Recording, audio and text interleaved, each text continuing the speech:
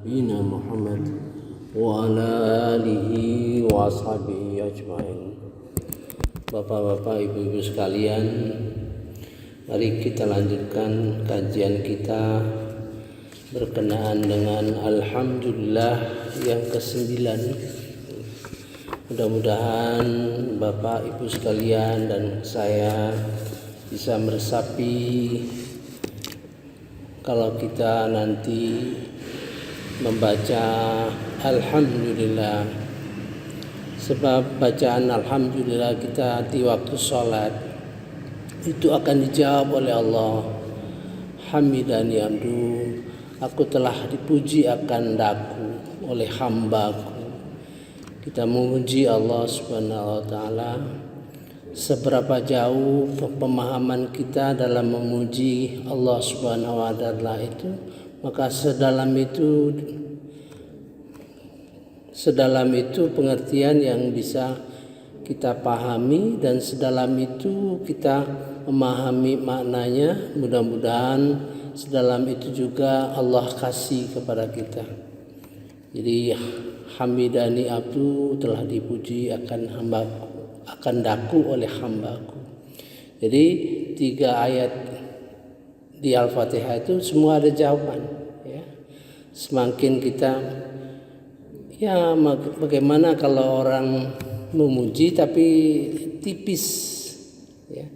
Memang Alhamdulillah itu ada 2 pengertian, secara emosional dan fakta. Secara emosional, Alhamdulillah itu sesuai apa yang kita rasakan gitu, ya. Misalnya boleh rezeki, boleh kenikmatan dan sebagainya kita rasakan. Tapi Alhamdulillah yang faktual itu Alhamdulillah yang diajarkan Allah Subhanahu wa ta'ala di dalam Quran. Saya lebih cenderung memahami Alhamdulillah di dalam Al-Fatihah itu tidak boleh kita campur adukan dengan emosional, ya. Tentu karena ayat-ayat itu berkenaan dengan ayat Quran. Semua ayat-ayat Quran itu mempunyai sentral, ya, keinduknya Al-Quran. Ya, mudah-mudahan kita bisa membahas seluruh ayat-ayat yang berkenaan dengan Al-Fatihah sehingga kita betul-betul memahami Al-Fatihah itu, ya. Kalau sekarang mungkin waktu kita baca Alhamdulillahirabbil alamin, terbayang kita. Pertama yang saya bahas adalah Alhamdulillah yang paling dekat dengan kita, ya.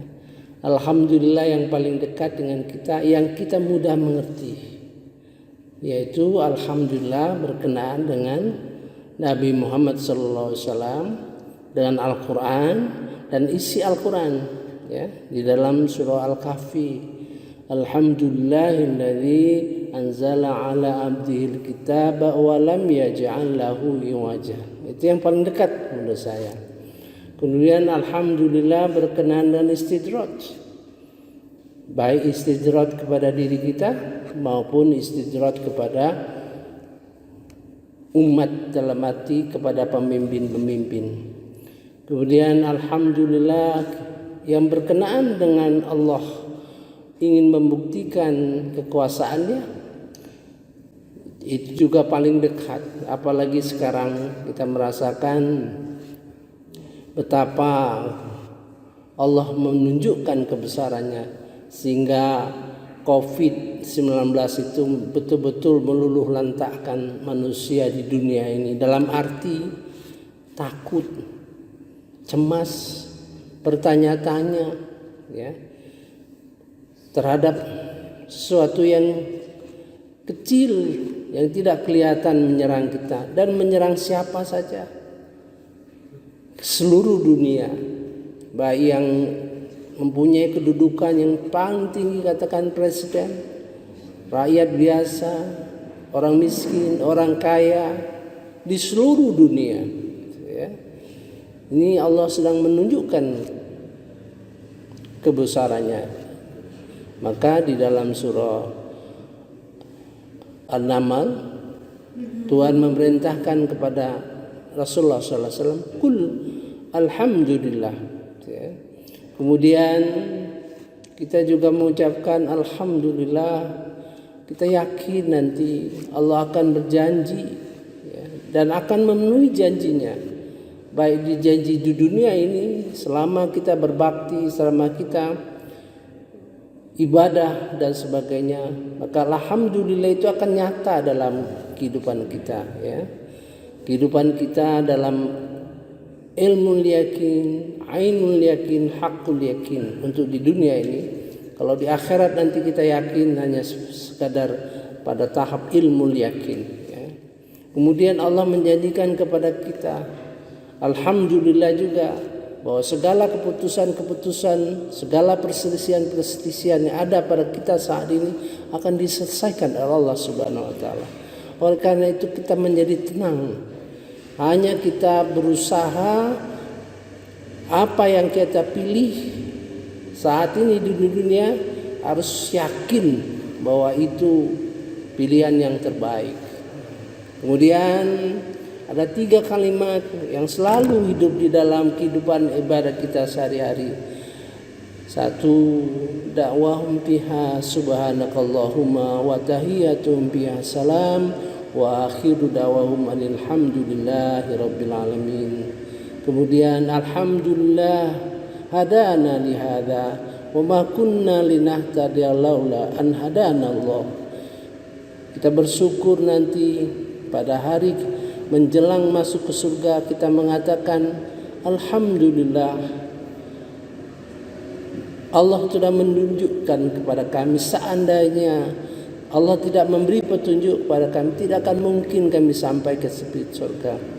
Kemudian yang terakhir ini, subhana rabbiyaka rabbizzati amma yasifun wa salamun alal mursalin walhamdulillahi rabbil alamin.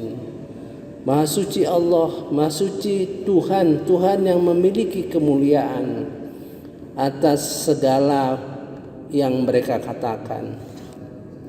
Kemudian memberikan salam kepada seluruh rasul-rasul. Wassalamun alal mursalin. Salam kepada seluruh rasul-rasul. Walhamdulillahi rabbil alamin. Nah, ini paling berat. Ya, yang paling berat saya mencoba memahaminya. Ya, kalau terasa paling berat, paling tidak mudah, itu menunjukkan bahwa itu jauh. Ya, kalau tadi kan ayat-ayat alhamdulillah itu berkenaan dengan sesuatu yang mendekat kita. Ya, kemudian menjauh berarti lingkarannya lebih banyak. Ya, lingkarannya lebih besar. Gitu. Ya. Mari kita selesaikan, ya, walaupun saya masih punya PR bahwa ini merupakan kajian yang cukup berat, ya, karena di dalam 2 surah, ya. Mari kita lihat, kita ulangi. Pertama dalam surah As-Saffat, karena dia berada di penutup As-Saffat, di bawah penutup As-Saffat, ya, halaman 37, ya, ayat terakhir, 2-3 ayat terakhir, ya. Subhana rabbika rabbil izzati amma yasifun wa salamun alal mursalin alhamdulillahi rabbil alamin. Karena dia berada di akhir surah, maka berarti seluruh ayat-ayat di atas itu berkenaan, ya. Kemudian dia berada di akhir, mungkin maka surah selanjutnya tentu berkenaan dengan ketiga ayat ini, ya. Sebagai contoh, saya kemarin sudah kemukakan di dalam kalimat ini ada izzah, ya. Subhana rabbika rabbil izzah amma yasifun. Ya, apa yang dia di sini berarti kemuliaan. Kalau di surah As-Saff, ya, kita baca, ya, A'udzubillahi minasyaitonirrajim. Bismillahirrahmanirrahim. Wal Qur'ani dzil dzikr. Ya. Demi Quran yang mengandung peringatan. Wal Qur'ana dzil dzikr. Jadi di sini jelas kalau Allah itu berkenaan di dalam zikir kita, sudah tentu berkenaan dengan Al-Quran, ya. Tapi Al-Quran di sini lebih kepada zikri, kepada zikri, peringatan, ya. Balilladzina kafaru, tetapi orang-orang kafir fi izzatil wasyiqaq. Nah, di sini ada izzat juga, ya. Sama. Tapi kalau Allah berarti kemuliaan. Kesombongan itu milik Allah, bukan milik manusia. Jadi orang yang sombong itu dikatakan orang yang sombong itulah orang kafir. Jadi sombong dalam pengertian Al-Quran, satu, mendustakan ayat-ayat Quran. Kedua, memandang remeh manusia yang lain, ya. Kalau orang sudah memandang remeh, merasa dia lebih hebat, merasa dia lebih kaya, merasa dia lebih pintar, ya, merasa dia lebih berkuasa, itu alamat, merupakan ciri daripada kezoliman yang dia lakukan. Tentu kezoliman, walaupun mungkin kezoliman itu hanya berupa kesombongan. Tentu dia menganggap remeh orang. Tidak mungkin dia bekerja sama seorang yang dianggap remeh, temeh. Tidak akan mungkin dia akan bekerja sama terhadap orang yang tidak diperhitungkan. Itu orang sombong itu tidak memperhitungkan kita ini adanya kita ini di dekat mereka hanya mengganggu saja. Nah, itu. Jadi tidak akan mungkin dia melaksanakan perintah-perintah Nabi Muhammad SAW dan perintah-perintah Allah. Tidak mungkin dia sadar bahwa dia hidup matinya ini dalam ujian Allah. Sudah pasti dia tidak akan laksanakan. Nah, maka kita anggap kafir orang seperti itu.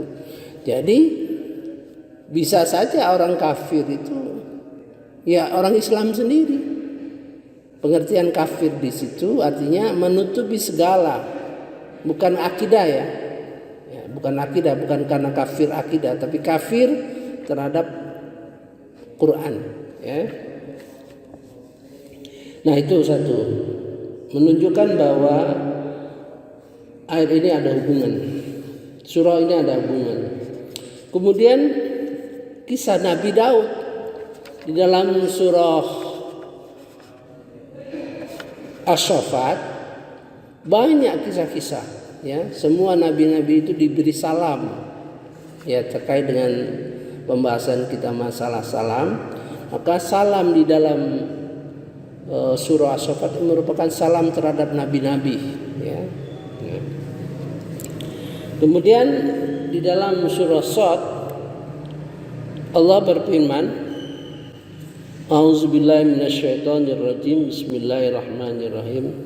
Wahai Daud, sesungguhnya engkau kami jadikan khalifah di bumi. Maka berilah keputusan perkara di antara manusia dengan adil.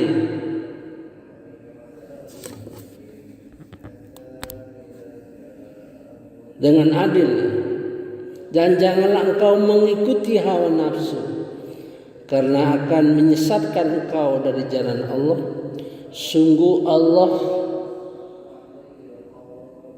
Sungguh orang-orang yang sesat dari jalan Allah akan mendapat azab yang berat, karena mereka melupakan hari perhitungan. Jadi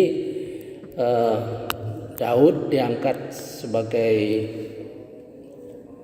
sebagai nabi dan sebagai raja, ya, sebagai pengusaha, penguasa, gitu, ya.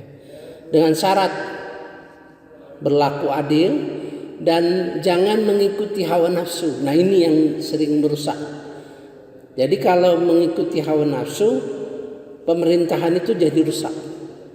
Maksud hawa nafsu itu adalah keinginan kita yang tidak bisa diikuti oleh norma-norma umum. Gitu. Jadi kalau raja atau pemimpin lah maunya dia sendiri. Nah, kalau DKM ini dipimpin oleh orang-orang yang punya mengikuti hawa nafsunya, maka rusak. Karena orang mengikuti hawa nafsu itu dia melihat sesuatu yang baik. Misalnya sebagai ketua dia maksa harus menyelesaikan menara misalnya. Ya baik, tapi tidak melihat ya sisi lain dari pemimpin itu, ya. Segala keputusan harus dimusyawarahkan, ya. Harus dimusyawarahkan. Itu namanya pemimpin. Nah, hasil musyawarah itu, ya, hasil musyawarah itu menurut Rasulullah SAW adalah yang terbaik. Adalah yang terbaik. Mungkin sebagai ketua misalnya atau sebagai pemimpin, pikiran dia itu sebetulnya mendapat angka 10 atau 100. Pikiran dia itu memang bagus, tapi tidak didukung oleh orang banyak. Nah, itu yang harus diperhatikan itu. Bahwa dukungan terhadap sesuatu adalah sesuatu yang sangat esensial bagi masyarakat muslim. Walaupun mungkin ya setidak-tidaknya itu terbaik kata Rasulullah untuk saat ini. Ya, untuk saat ini itu terbaik. Nah, hasil keputusan itulah yang dipegang terus. Nanti kalau ada pemikiran baru kita rapatkan lagi, ya. Usul-usul yang dulu yang lama supaya dicatat. Jadi setiap orang harus mengusul itu dicatat supaya jadi rekod yang baik. Ya, saya sudah mengikuti seluruh sidang-sidang internasional, ya. Sidang-sidang internasional misalnya saja ASEAN atau ASEAN Plus T atau G20, ya. Maka usul-usul setiap negara itu dihormati.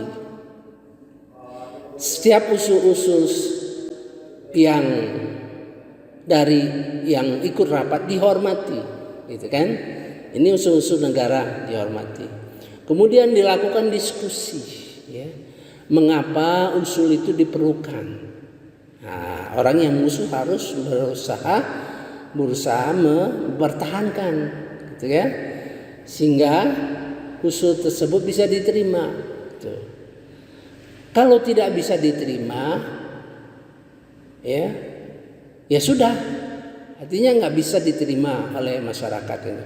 Nah, usul-usul itu dimasukkan lagi di dalam catatan.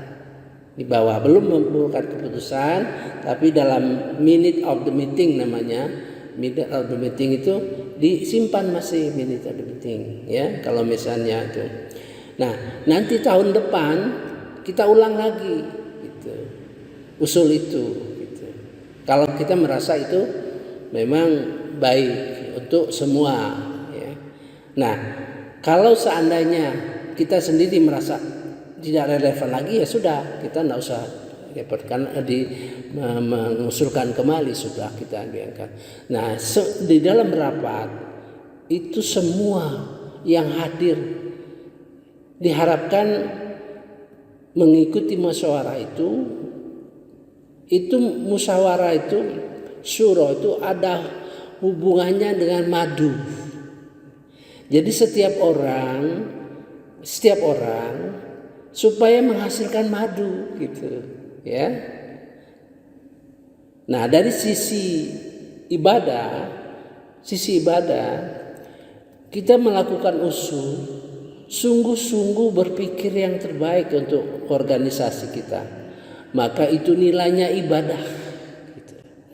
Kita kemukakan dengan argumen-argumen kepada forum, Maka argumen itu merupakan sisi-sisi ibadah kita.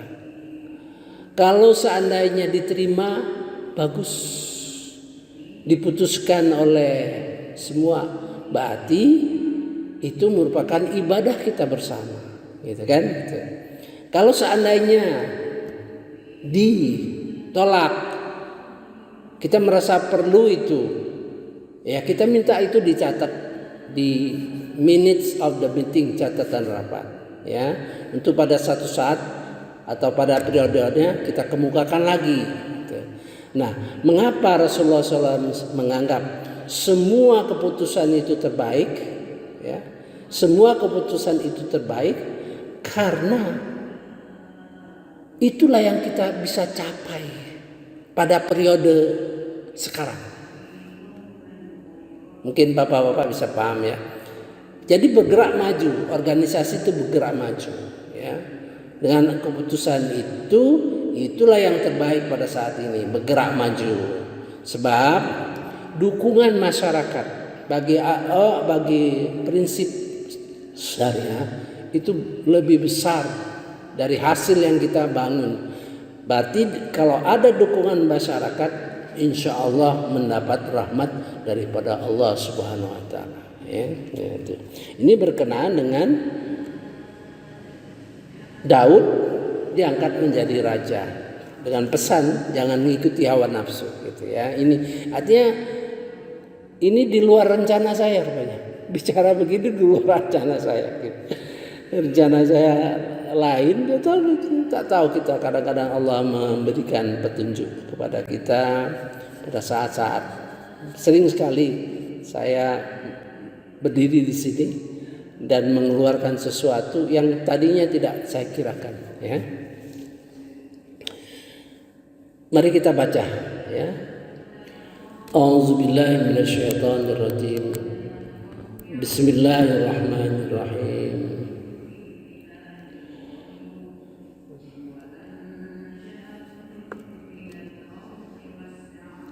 Ya Daud,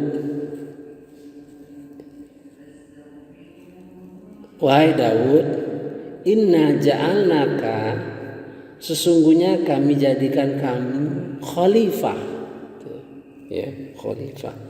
Ini berkenaan dengan khalifah yang terkait dengan jabatan, dengan kedudukan, ya kan? Nah, nanti ada khalifah berkaitan dengan harta. Namun yang berkait dengan ilmu tidak, ya. Tidak ada sebutan khalifah. Ya, tidak ada sebutan khalifah. Tapi orang yang berilmu mendapat kedudukan yang istimewa, ya, dalam posisi agama kita, ya. Fir'ardi fahkum bainan nas, maka tegakkan hukum di antara manusia bil haq.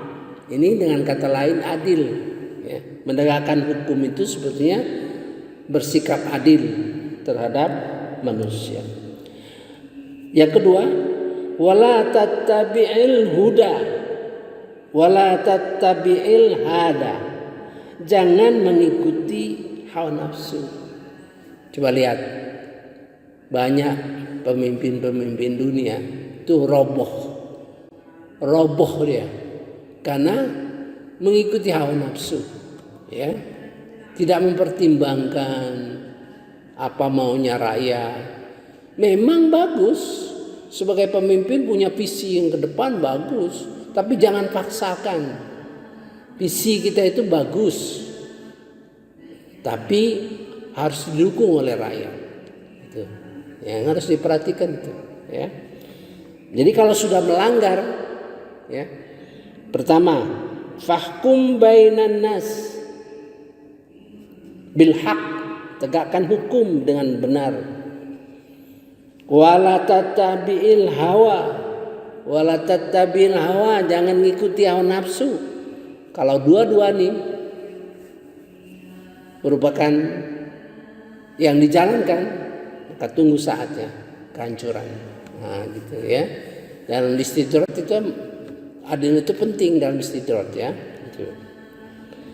Fayudillaka, an sabilillah, sehingga ia menyesatkan kamu, ya, an sabilillah, ya, jangan sampai dia menyesatkan kita.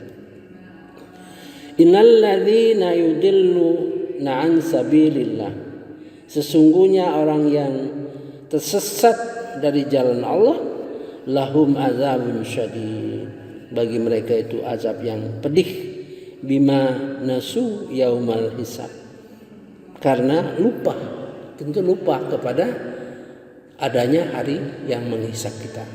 Nah, satu ya. Jadi bapak-bapak bisa melihat hubungan nanti, walaupun jauh hubungan itu, jauh hubungan antara bacaan kita Subhana rabbika rabbil izzati amma yasifun wa salamun alal mursalin walhamdulillahi rabbil alamin, ya. Kedua, di sini ada di ayat 29, ya. A'udzubillahi minasyaitonirrajim. Kitab Al-Qur'an yang kami turunkan kepadamu penuh barakah agar mereka menghayati ayat-ayatnya dan agar orang-orang berakal mendapat pelajaran. Jadi kitab Al-Qur'an itu akan menjadi barokah, gitu ya, kalau ayat-ayat itu dapat dihayati dan direnung oleh orang-orang yang cerdas, orang-orang yang berakal sehat, gitu ya. Jadi satu syarat, ya, kitabun anzalnahu ilaika mubarakun. Nah, kitab yang kami turunkan kepadamu mubarakun, berkah, membawa berkah. Lihat dabaru ayati, bagi orang-orang agar mereka mentadaburi ayat-ayat itu, ya. Waliyatazakkara ulul albab. Jadi ada dua, ditabadaburi, ya, dan direnungkan oleh orang-orang yang berpikir sehat. Paling tidak harus tadabur. Tadabur itu mengerti ayatnya, mengerti teksnya, mengerti maksudnya, kemudian berusaha mengimplementasikan, ya. Kemudian hasil implementasi itu menyaksikan, oh benar ayat ini, gitu. Ya, jadi ayat itu dipelajari, dipraktekkan, dan kita saksikan, oh benar ayat itu, gitu. Ya, sebagai contoh aja. Sebagai contoh. Ayat dalam surah Al-Isra.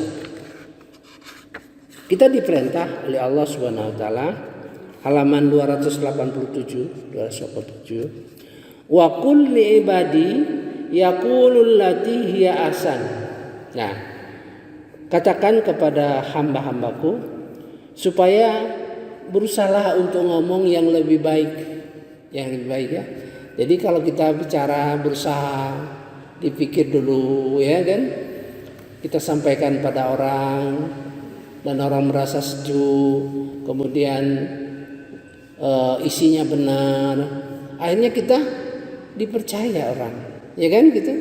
Saya sudah berikan contoh waktu sedang memilih 2 orang yang akan dipromosikan, yang tidak di luar nalar saya. Tiba-tiba kan 2 orang ini sama dipilih, udah bagus semua, gitu. Tiba-tiba nyeletuk, ada kolega saya, tiba-tiba keluar omongan, saya lebih senang si A, Pak, katanya, karena tutur katanya, cara dia berpikir, dia menyampaikan sesuatu enak, gitu. Nah, jadi artinya bisa memperbaiki kan kualitas kehidupan kita, karena kemampuan kita bicara yang baik, bicara yang menyentuh, bicara yang dipikir dulu, dirasa dulu perasaannya. Nah, itu akhirnya mendapat manfaat. Akhirnya kita merasa bersyukur. Nah, itu tadabur. Jadi ayat kita pahami, kita coba terus selama hidup kita sampai tua nanti, ya terus berbicara supaya lebih baik. Ya, yang berbicara lebih baik itu artinya ilmunya juga nambah kan. Ilmu kita tuh nambah, nggak bisa sebagai orang ngomong-ngomong biasa saja. Tentu ilmunya bertambah. Akhirnya bermanfaat bagi kita, bagi anak-anak kita dan sebagainya. Nah, sekitar kita menyaksikan, oh benar, ayat ini benar. Nah, itulah tadabbur namanya. Ya, saya kira cukup dulu ya. Kalau ada waktu saya lihat lagi. Oh masih ada dikit lagi. Yaitu di surah 37 ya, As-Saffat, ada ayat yang mengatakan, ayat yang nomor 35 di sini mengatakan, sesungguh-sungguh dahulu apabila dikatakan kepada mereka la ilaha illallah, nah itu mereka menyombongkan diri ya, innahum kanu idza qila lahum la ilaha illallah yastakbiru, mereka menyombongkan diri. Saya kira cukup ya, kita selesaikan ini nomor 9. Besok pesan saya bahwa ini jauh ya, artinya dibawa. Kalau orang saya sampaikan, kalau dekat itu artinya dekat dalam lingkaran yang pendek. Kalau dia menjauh berarti lingkarannya luas ya. Semakin jauh semakin ya. Alhamdulillah kita sudah 10 itu sekira nanti akan kita temukan dia semakin dekat dengan kita. Wallahu a'lam. Subhanakallahumma wa bihamdika asyhadu an la ilaha illa anta astaghfiruka wa atubu ilaik. Wallahu a'lam. Wassalamualaikum warahmatullahi wabarakatuh.